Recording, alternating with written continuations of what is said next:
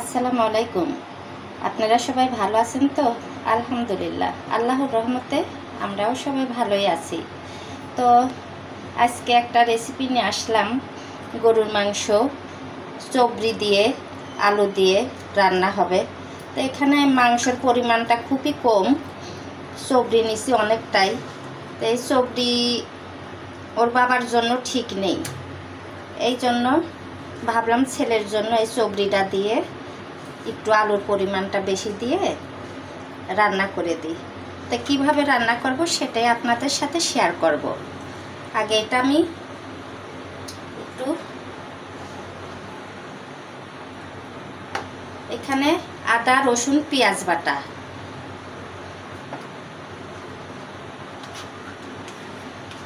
এখানে একটু কাঁচা মরিচ বাটা আর শুকনা মরিচ বাটা অল্প একটুই দিয়ে দিলাম। আর এখানে জিরের গুঁড়ি, ধনিয়ার গুঁড়ি, মরিচের গুঁড়ি, হলুদ, লবণ এটাও দিয়ে দিলাম। আমি এটা একসাথেই সবটুকু মই মশলা দিয়ে মাখাই নেব, আলুটা দিয়েও মাখাই নেব একবারে সব।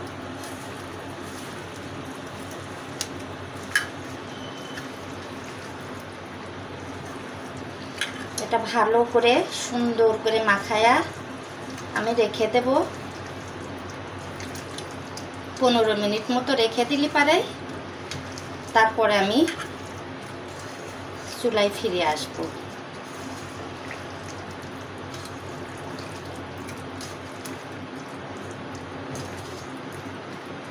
এইভাবে ভালোভাবে মাংসটা মজুক।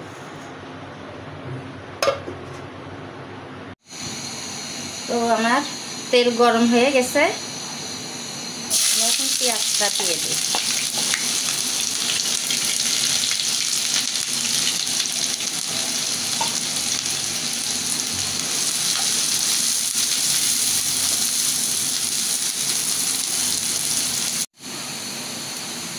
তেজপাতা দিয়ে দিলাম, গোটা গরম মশলা দিয়ে দিলাম, এলাচির ফল টল সব মশলাটাই দিয়ে দিলাম।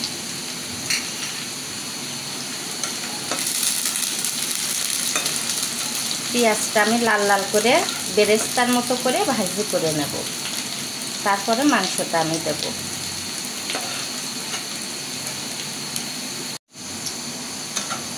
আমার পেঁয়াজটা কিন্তু বেরেস্তার মতো লাল হয়ে গেছে, এখন আমি মাংসটা দিয়ে দেব।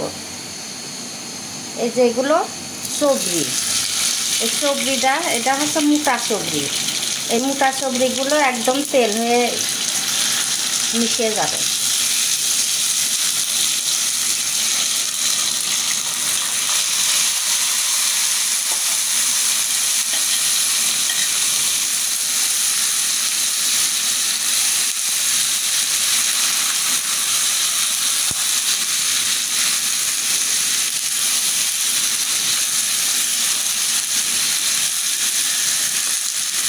সুন্দর একটা বেরেস্তার একটা সেন্ট বেরোচ্ছে।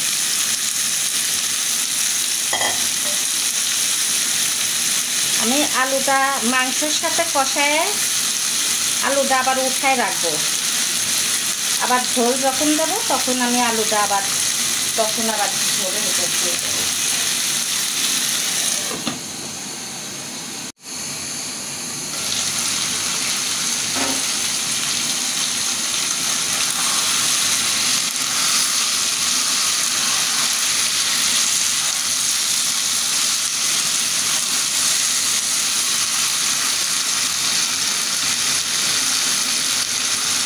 আমি একটু গরম পানি দিয়ে দিলাম।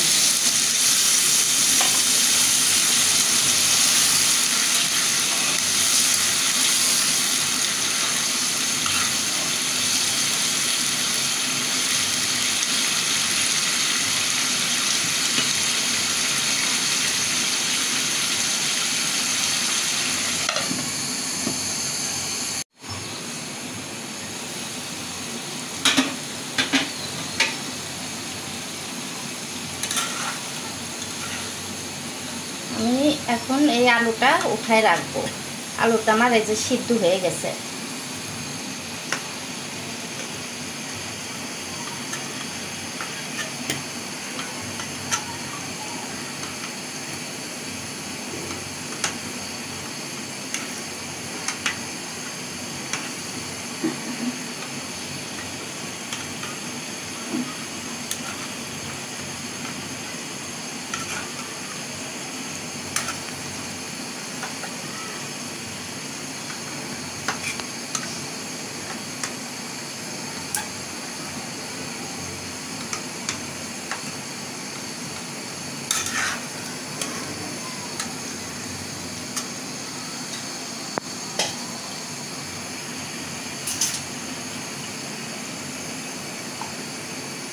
আবার অল্প করে পানি দিলাম, গরম পানি দিয়ে ভালো করে মাংসটা সিদ্ধ করে নেব।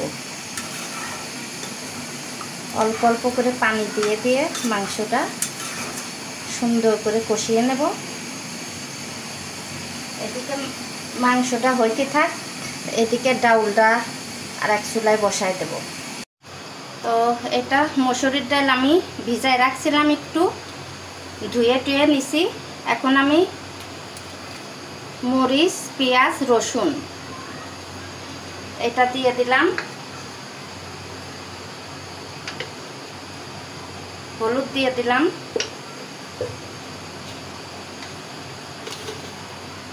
লবণ দিয়ে দিলাম,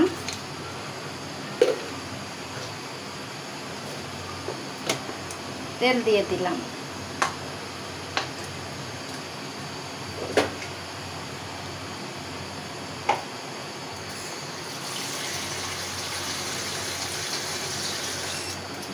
পানিটা সামনে নিয়ে নিই, এটা ভালোভাবে মাখাইতে হবে।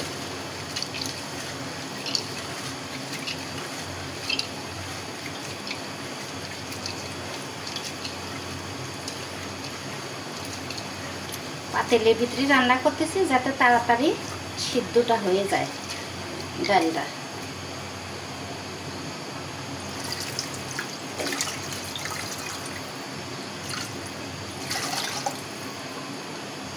পানি আরো দেওয়া লাগবে।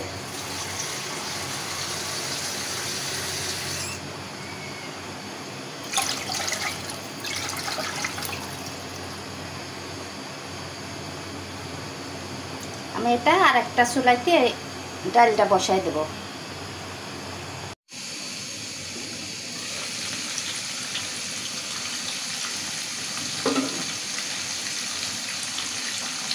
আমি এখন আলু কয়টা দিয়ে দেব।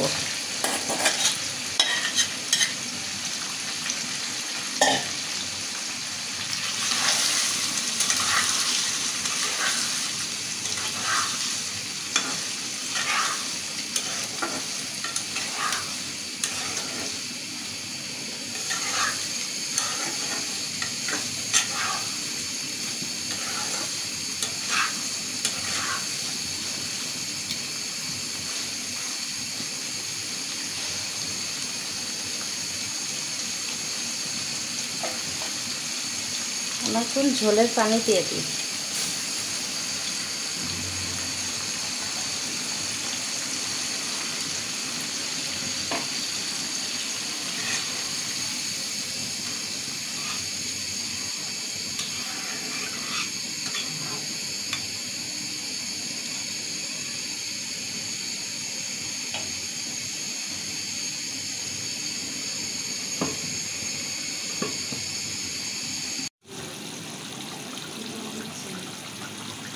তো হয়ে গেল আমার মাংস।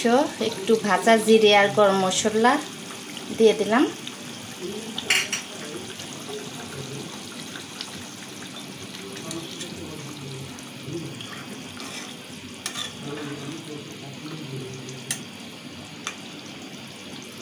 আমি এখন এটা নামায়ে ডালটা তেলে দেব। আমার তেল গরম হয়ে গেছে, শুকনা মরিচ দিয়ে দিলাম।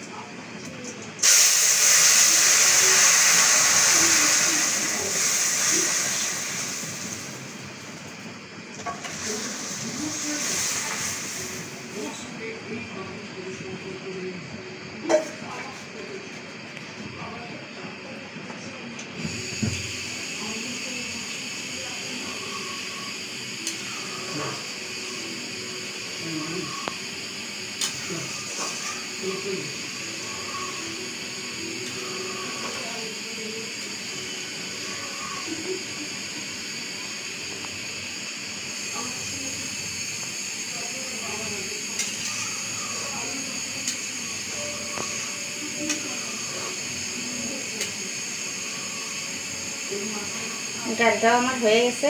ডালটা নামাই আমি পটলটা ভাজি করবো। আর তেল হয়ে গেছে, পটলটা ভাজি হবে।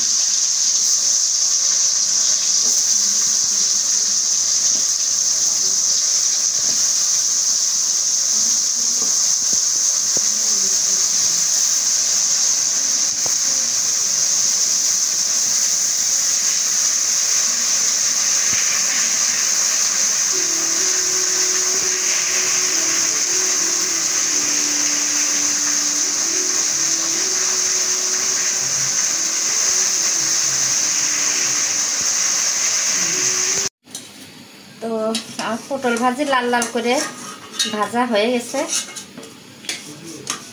আমি এটা উঠায়া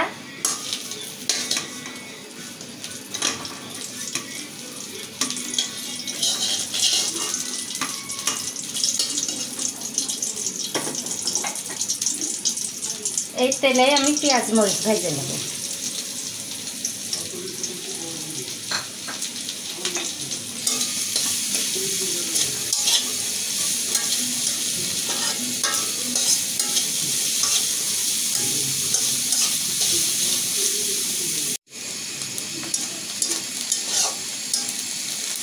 আমার পেঁয়াজটা একটু ভেজে নিলাম। এখন পটল কটা দিয়ে দেবো।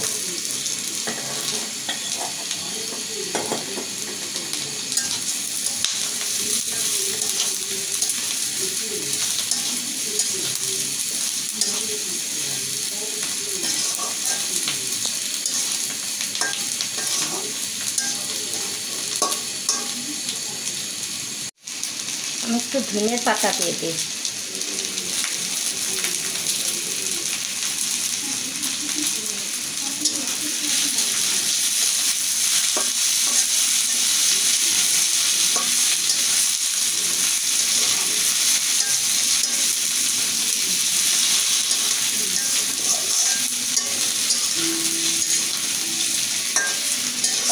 পটলটাও আমার ভাজি হয়ে গেল।